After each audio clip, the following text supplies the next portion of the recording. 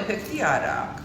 როდესაც ვატარებთ პედოგრაფიას და ტერფის სკანირებას, უკვე პროგრამულად ხდება ამ ფორმის დამუშავება დიაგნოსტიკის საფუძველზე და მზადდება ინდივიდუალური ღაბაშები. რა შვება ეს? ტერფს აყენებს სწორ პოზიციაში. გვინდა ეს ჩვენ თუ არ გვინდა. შემდეგ ღაბაში არ არის მხოლოდ სუპინატორი. ღაბაში შესაძლებელია იყოს სუპინატორი, პრონატორი, ორთოპედიული კორექტორი, დიაბეტური სპორტული კორექტორი.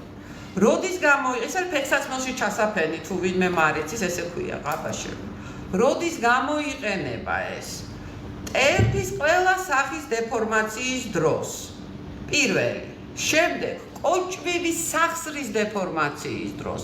მე ეს ტერფი და კოჭვების სახსარი ხალხო მარტო კი არ არის, ხო? ეს ტერფი თქვენი ფუნდამენტია. შემდეგ ამას მოყვება მთელი საყრდენ მამოძრავებელი სისტემა და ეხლა როგორ წარმოგიდგენთ